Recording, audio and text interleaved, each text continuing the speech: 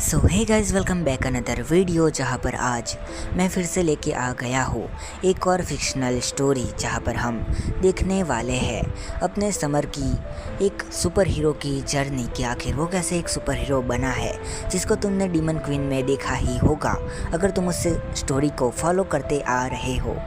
तो इस कहानी के अंदर मैं आपको बताऊंगा कि कैसे समर को पावर्स मिली और आखिर वो कैसे एक अच्छा सुपर हीरो बना।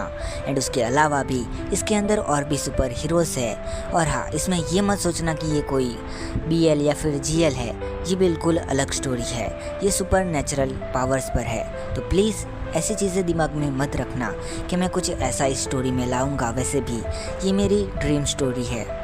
वैसे तुम्हें पता होगा कि ये कौन सी स्टोरी है।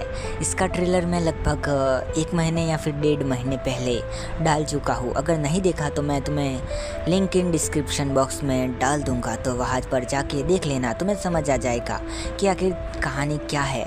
हल्की फुल्की सी तो समझ आ ही जाएगी। और हाँ, ये फर्स्ट एंड लास्ट टाइम होगा जब मैं ये सब कुछ तुम्हें इसके एपिसोड में बता रहा हूँ। इसके बाद जो भी वीडियोस आएंगे वहाँ पर मैं ऐसे कुछ भी एक्सप्लेन नहीं करूँगा, मैं सीधा एपिसोड शुरू कर दूँगा। और आपको पसंद आए तो इसे लाइक और कमेंट कर देना।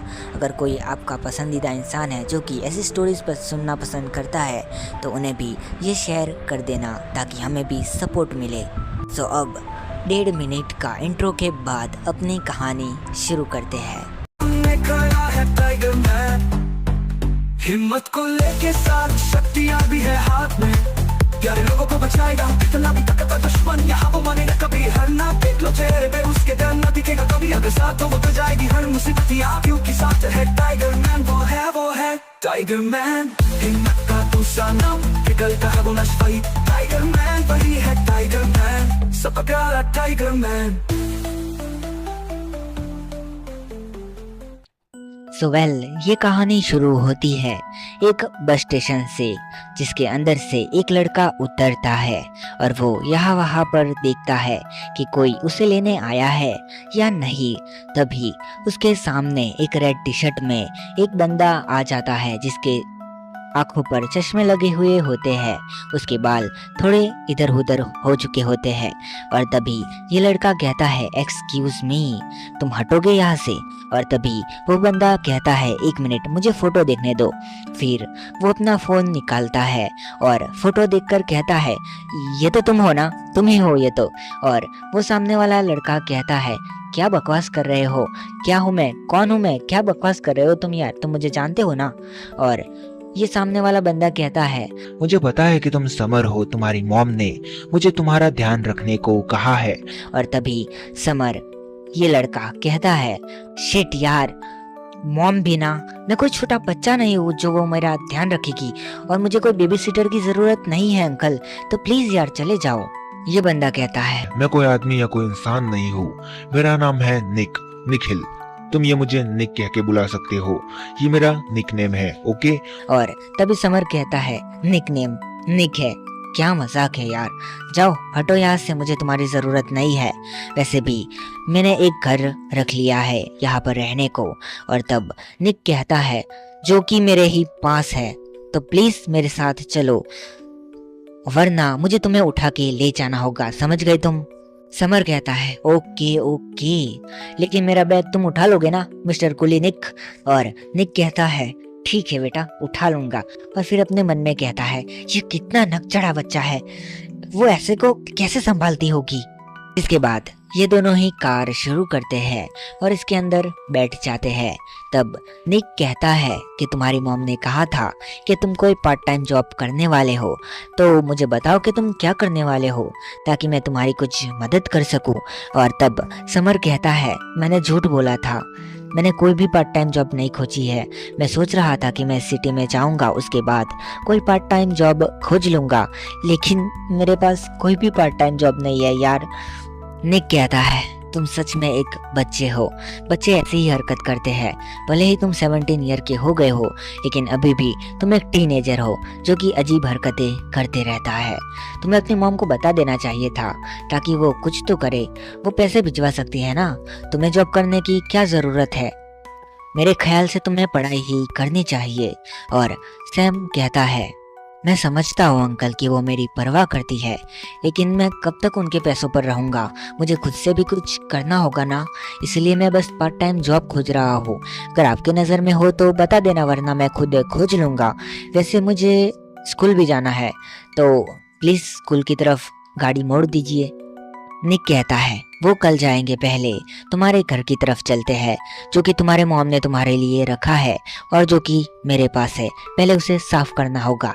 और समर कहता है, क्या मतलब उसे साफ करना होगा, यानी कि मेरा पूरा दिन उसमें ही चला जाएगा। निक कहता है, अगर तुम चाहो तो मैं तुम्हारी मदद कर सकता हूँ। फिर समर कहता है, वैसे आप मेरे मॉम के लगते क्या हो? और निक कहता है, हम दोनों बस दोस्त हैं और कुछ नहीं।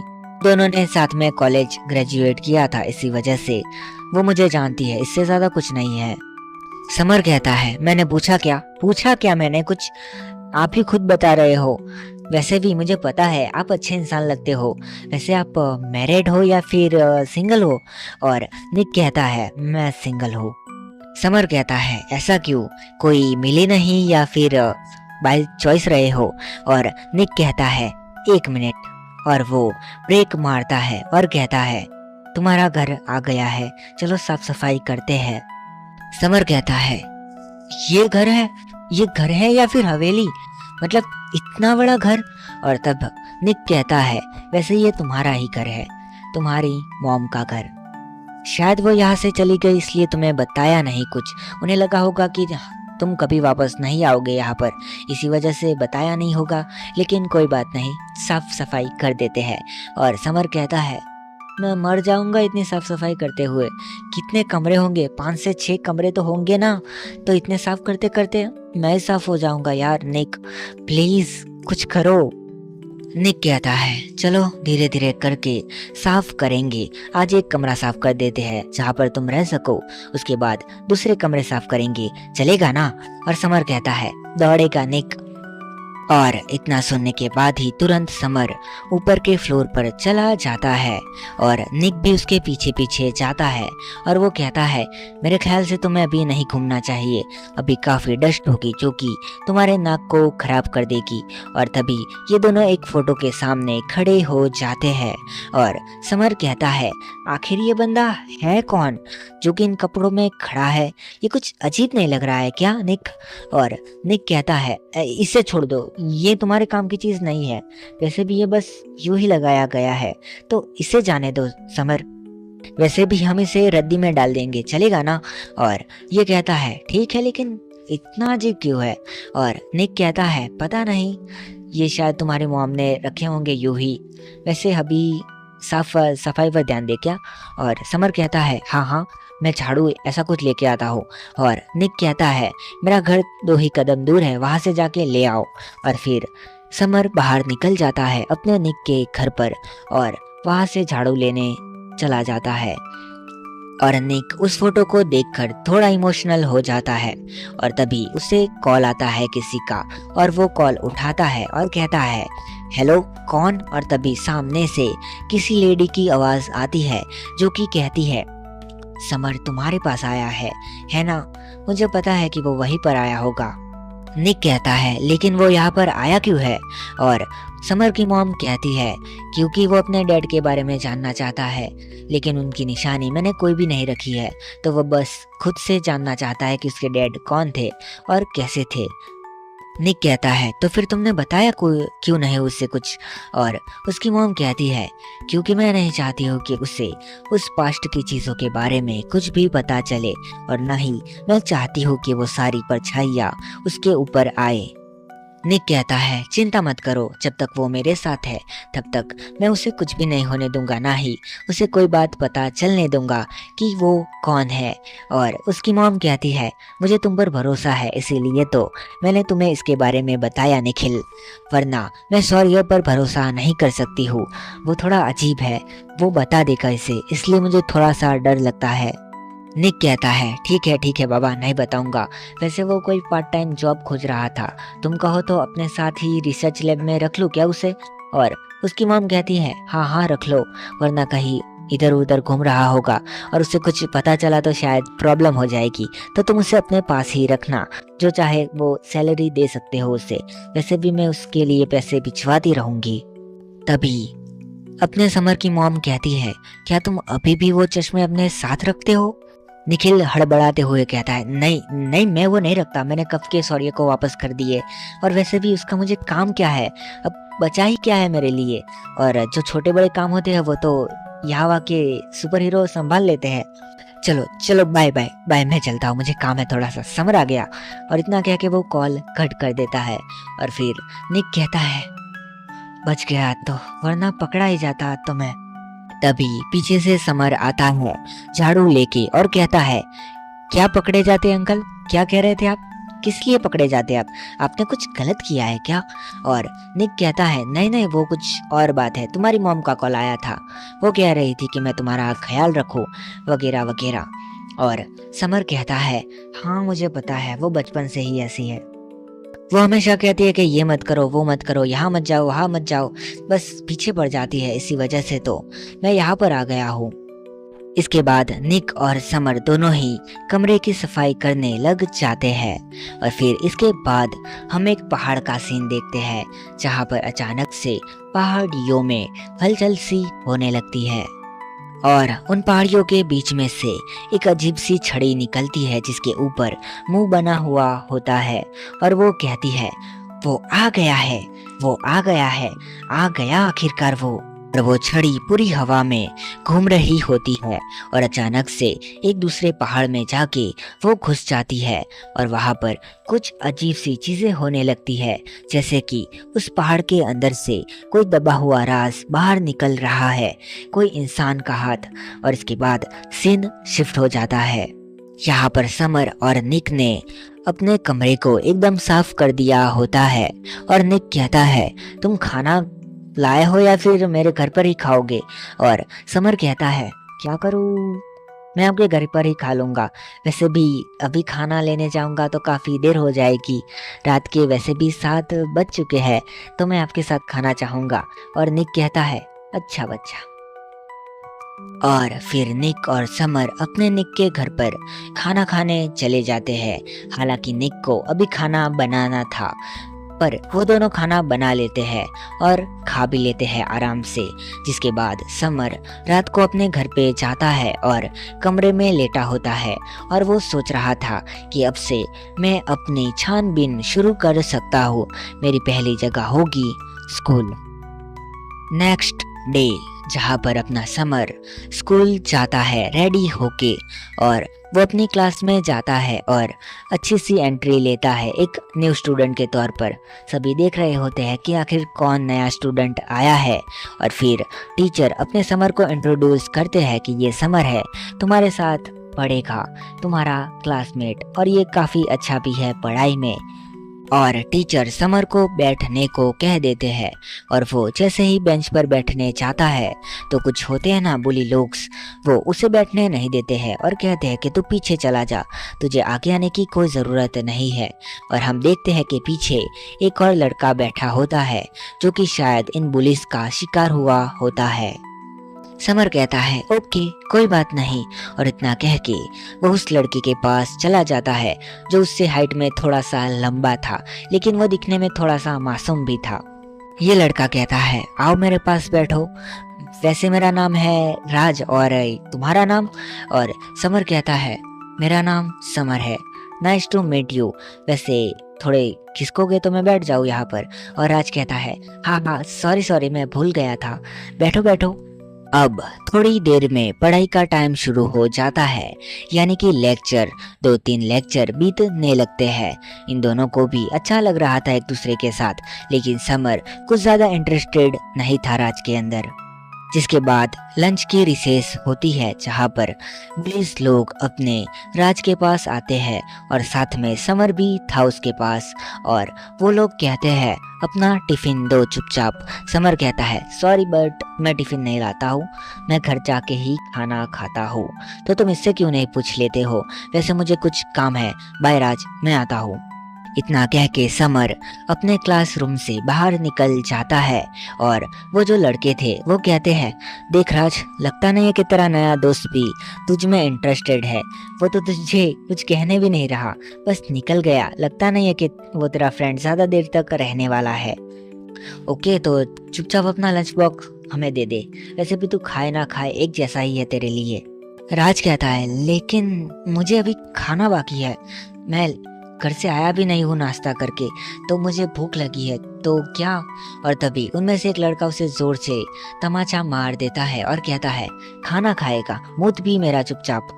जिसके बाद उसके साथ जो 2-4 और लड़के थे वो भी इसे थोड़ा बहुत कूट के निकल जाते हैं उसका लंच बॉक्स लेके।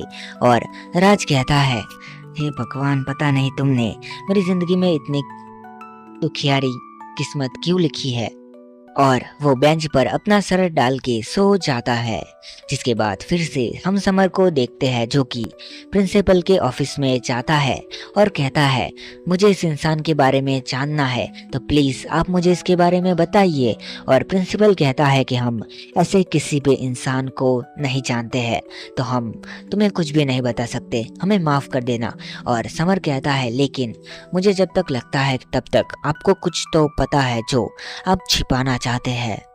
लेकिन मैं हर रोज आऊंगा और आपको एक दिन तो बताना ही होगा कि आखिर ये इंसान कौन है। समर ऑफिस से निकल जाता है बाहर और वो प्लेग्राउंड की तरफ देखता है, तो यहाँ पर कुछ लड़कियाँ कुछ गेम खेल रही होती है और वो अचानक से एक लड़की के ऊपर नज़र डालता है जिसके शॉर्ट हेयर थे और पीछे से वो काफ़ी सुंदर लग भी रही थी। और तभी समर सोचता है कि क्यों ना इसे आवाज़ लगाई जाए और वो आवाज़ लगाता है, हे सुनो। तब वो लड़की पहले तो नहीं सुनती है, जिसके बाद समर फिर से आवाज़ लगाता है, ओए छोटे बाल वाली लड़की सुनो। ये लड़की पीछे देखती है लेकिन तब तक समर गायब हो चुका था। दूसरी तरफ समर कहता है, ओए कौन है बे तू, छोड़ मुझे, क्यों यहाँ पर कोने में लेके आ गया है। मैं उस लड़की को देखने वाला था अभी कि वो कौन है।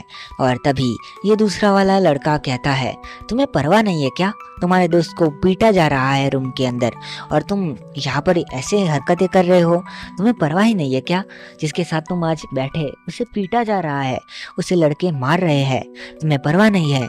और समर कहता है, एक्सक्यूज मी मिस्टर, सुनो, मैं किसी को बचाने यहाँ पर नहीं आया हूँ, मैं अपने पर्सनल काम से आया हूँ, तो मुझे फर्क नहीं पड़ता है कि कौन पीट रहा है और कौन पिटवा रहा है। और अगर तुम्हें इतना ही शौक है तो तुम जाके खुद क्यों नहीं बचा लेते उससे। और वैसे भी वो डरपोक लड़का है जो खुद के लिए लड़ नहीं सकता, मैं उससे अपना दोस्त कैसे बना लूँ, तुम खुद ही सोचो। और वैसे भी मैं किसी के फटे में टांग अड़ाने नहीं आया हूँ, अगर उससे अपनी रक्षा करनी है तो वो खुद कर सकता है, मैंने किसी का ठेका नहीं ले रखा है, समझे तुम। ये लड़का कहता है, ऐसी बात है तो फिर खुद को कैसे बचाओगे, और एक मुक्का इसे मार देता है। लेकिन समर उसे अपने हाथ से रोक देता है और कहता है, देख भाई, मैं तुझसे लड़ने नहीं आया हूँ, मैं अपने काम से आया हूँ, तो मुझे करने दे, वरना बेकार में मारा जाएगा तू। ये बंदा कहता है, मेरा नाम क्रिश है और मैं कभी नहीं मारा जा सकता हूँ क्योंकि मैं स्पेशलिस्ट हूँ, कराटे मुझे भी आते हैं, समझ गया। समर कहता है, ऐसी बात है तो मैं भी देखना चाहूंगा। और जिसके बाद इन दोनों के बीच में भसड़ शुरू हो जाती है, ये दोनों एक दूसरे को मारने लगते हैं। यहाँ पर पब्लिक जमा हो जाती है, यानी कि स्टूडेंट्स, जिसके बाद टीचर्स आते हैं और उन दोनों को छुड़ाते हैं। ये दोनों हार मानने को तैयार नहीं थे, लेकिन टीचर्स इनको छुड़वा के यहाँ से ले जाते हैं। एज अ गार्डियन निक को यहाँ पर बुलाया जाता है और कहा जाता है कि ये लड़का सबसे लड़ाई कर रहा है, तो अच्छा होगा कि तुम इसे संभालो। वैसे भी ये इसका पहला दिन था, फिर भी ये ऐसे झगड़ा कर रहा था। और तब समर कहता है, मैंने शुरू नहीं किया है, उसने किया था। निक कहता है, ओके ओके जाने दो यार, चलो वैसे भी हमें जाना है, तुम्हारी पार्ट टाइम जॉब जो है। और फिर इसके टीचर कहते हैं, पार्ट टाइम जॉब। और निक कहता है, हाँ, ये अकेला रहता है तो इसे पार्ट टाइम जॉब करनी पड़ती है, तो मुझे नहीं लगता है कि आपको कोई भी दिक्कत होगी अगर मैं इसे अभी ले जाऊंगा। और टीचर्स कहते हैं, हाँ। जिसके बाद ये दोनों ही स्कूल से बाहर आते हैं और समर कहता है, निक तुमने मेरे लिए जॉब खोजी, सच में क्या? थैंक यू यार। और निक कहता है ज़्यादा खुश होने की ज़रूरत नहीं है, तुम मेरे साथ ही रहोगे मेरी लैब में, जहाँ पर मैं तुम्हें ठीक ठाक सैलरी दूंगा। अगर तुम्हारा काम अच्छा लगा तो मैं सैलरी बढ़ा दूंगा, पर तुम्हें मेरे साथ रहना होगा, इतनी ही शर्त है। समर कहता है ओके नो प्रॉब्लम, मुझे तो कोई दिक्कत नहीं है, ठीक है चलते हैं फिर। जिसके बाद हम शाम का सीन देखते हैं। राज यहाँ पर अपनी बैक स्टोरी सुनाता है कि वो काफ़ी टाइम से बुली हो रहा है, उसे मारा पीटा जाता है, लेकिन वो कुछ भी नहीं कर सकता है क्योंकि उसके मॉम डैड चाहते हैं कि वो पढ़ लिख कर आगे बढ़े। वो हमेशा बुली होता है लेकिन कभी भी आवाज़ नहीं उठाता है, क्योंकि अगर उसने आवाज़ उठाई तो उसे पता है कि उसकी कंप्लेन घर तक जाएगी, जो कि उनके पेरेंट्स को बिल्कुल भी पसंद नहीं आएगी और शायद इसी वजह से उसे स्कूल से निकाल दिया जाए, ऐसा वो सोचता है, जिस वजह से वो कभी भी पुलिस के अगेंस्ट आवाज़ नहीं उठाता है। और वो इतना सब कुछ कह ही रहा होता है, तभी फिर से शाम के टाइम वही पुलिस उसके पास आ जाते हैं और वो उसे फिर से मारने लगते हैं। इस बार पूरी तरह से मारते हैं, उसके पेट पर और उसके छाती पर बहुत जोर जोर से वो लाते मारते हैं, लेकिन फिर भी अपना राज कुछ भी नहीं कहता है। इसके बाद रात का सीन होता है, जहाँ पर एक होटल में कुछ आवाज़ आती है, कुछ टूटने फूटने की, और यहाँ पर कुछ अजीब से गुंडे लोग आ गए होते हैं जिनके पास हथियार भी होते हैं, और वो सभी को हॉस्टेज बना रहे थे। और वो कहते हैं कि अगर जल्दी से जल्दी उनके लिए पैसों का अरेंजमेंट नहीं किया गया तो वो सबको यहाँ पर मार देंगे। बात ये थी कि इन लोगों के पीछे पुलिस पड़ी हुई थी और इन लोगों को होटल दिखा तो वो उसके अंदर घुस गए और सबको होस्टेज बना लिया। और अब ये चाहते हैं कि बस इनके निकलने का बंदोबस्त किया जाए और इन्हें पुलिस ना पकड़े। इन गुंडों ने सबको डरा रखा हुआ होता है और सभी काफ़ी डरे हुए होते हैं और पुलिस भी बाहर ही खड़ी थी, वो कुछ नहीं कर पा रहे थे। और तभी इतने में एक दरवाज़ा टूटने की आवाज़ आती है और सभी गुंडे उसी तरफ देखने लगते हैं और वहाँ पर से एक लड़की आती है जिसने ब्लैक कलर का मास्क पहन रखा होता है और उसके कपड़े ऑरेंज एंड ब्लैक कलर के होते हैं। उसे देखकर एक आदमी कहता है फायर टॉर्च आ गई। वो आते ही कहती है कि जितने भी हॉस्टेज को तुमने बनाया है उन्हें चुपचाप छोड़ दो और अपने आप को पुलिस के हवाले कर दो, वरना मैं तुम्हारा बहुत बुरा हाल करूंगी। तब वो गुंडे कहते हैं कि अगर तुमने कदम भी बढ़ाया तो हम इस इंसान को मार देंगे जिनको उन्होंने हॉस्टेज बना रखा था। और ये लड़की धीरे धीरे आगे बढ़ने लगती है। तब वो बंदा भी पीछे जाने लगता है और वो कहता है वहीं पर रुक जाओ वरना मैं इसे मार दूंगा, वहीं पर रुक जाओ वरना मैं इसे मार दूंगा। और वो कहती है ठीक है मार दो। एंड जो बंदा भी इसके हाथ में था वो कहता है फायर टॉर्च, ये तुम क्या कह रही हो, ये मुझे मार देगा, मेरे बच्चे लावारिस हो जाएंगे। और तभी फायर टॉर्च कहती है कि तुम्हें छू भी नहीं पाएगा अब। और तभी उसके पीछे जो कैंडल थी उस बंदे के पीछे, उसके अंदर से एक बहुत बड़ी आग निकलती है, जिससे देखकर ये गुंडा काफ़ी डर जाता है और उसके हाथ से वो चाकू गिर जाता है। और तभी फायर टॉर्च उसके छाती पर जोर से लात मारती है और कहती है भूल गए क्या मेरा नाम क्या है, फायर टॉर्च, क्योंकि मैं फायर को कंट्रोल कर सकती हूँ। और फिर उस बंदे को बहुत बुरी तरह से पीटती है और उसे बांध देती है। जिसके बाद जो भी बाकी बचे हुए गुंडे थे वो उनसे कहती है कि चुपचाप अपने आप को पुलिस के हवाले कर दो वरना मैं तुम्हारी तंदूरी बना दूंगी, और मैं झूठ नहीं कह रही हूँ। तब ये सुनकर वो सभी काफ़ी डर जाते हैं और अपने हाथों को ऊपर करके बाहर निकल जाते हैं और पुलिस वैन में जाके बैठ जाते हैं। सभी फायर टॉर्च का काफ़ी शुक्रिया अदा करते हैं और कहते हैं कि अगर तुम नहीं होती तो हमें कौन बचाता, शुक्रिया। और फायर टॉर्च एक स्माइल करती है और कहती है ये तो मेरा फ़र्ज़ था, तो मैं चलती हूँ। जिसके बाद वो यहाँ से चली जाती है। इसके बाद हम अपने निक के घर पर देखते हैं, जहाँ पर समर टीवी देख रहा होता है और इतने में अपने निक का घर का दरवाज़ा कोई खटखटाता है और निक खोलने जाता है और वो खोल के कहता है तुम सौर्य यहाँ पर, और अभी के टाइम पर क्यों? और सौर्य कहता है कुछ नहीं, बस मुझे तुमको कुछ बताना था, वो हम चुनने वाले हैं तो तुम आने वाले हो ना? और निक कहता है देखो, तुम मुझे इन चीज़ों से दूर रखो उतना ही अच्छा है, पर मैं आना चाहूँगा, मैं ज़रूर आऊँगा, मुझे कोई भी दिक्कत नहीं है, लेकिन प्लीज़ मुझे वो फिर से सुपर हीरो वाली बातें मत करना, मैं उससे दूर रहना चाहता हूँ। और तब सौर्य कहता है तुम ऐसे बात क्यों कर रहे हो, जैसे कि तुम्हारे पास किसी बच्चे की रिस्पॉन्सिबिलिटी है। और निक कहता है मैं भूल कैसे गया कि ये इतना समझदार है, तो ये पता लगा लेगा। और निक कहता है नहीं नहीं, कुछ भी ऐसा नहीं है, तुम्हें जाना था ना, मैं आ जाऊंगा, मैं आ जाऊंगा। और तब सौर्य कहता है एक मिनट, तुम्हारे घर में टीवी की आवाज़, लेकिन तुम तो वो देखते ही नहीं हो, तुम तो सिर्फ किताबें पढ़ते हो, तो कौन है तुम्हारे घर पर? और निक कहता है वो बस पड़ोस से एक बच्चा आया है और कुछ नहीं है। सौर्य कहता है तुम कुछ तो छिपा रहे हो, लेकिन मुझे जानने में कोई इंटरेस्ट नहीं है, वो तुम्हारे जैसे बेकार चीज़ होगी, सो मैं जा रहा हूँ। और निक दरवाज़ा बंद करता है और कहता है आज तो बच गया, अगर उसे पता चल जाता तो वो ना जाने क्या करता। और तभी समर भी दरवाजे पर आता है और कहता है क्या हुआ निक, कुछ हुआ है क्या? और निक कहता है कुछ भी नहीं, कुछ भी नहीं, बस मैं खाने की सोच रहा था कि क्या बनाया आज।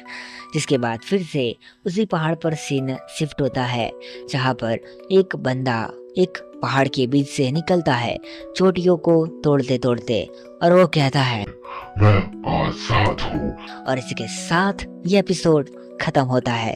सो कैसा लगा ये एपिसोड मुझे बता देना, और नेक्स्ट पार्ट के लिए लाइक और कमेंट कर देना। मैं मिलता हूँ नेक्स्ट एपिसोड में, तब तक के लिए बाय और सायोनारा।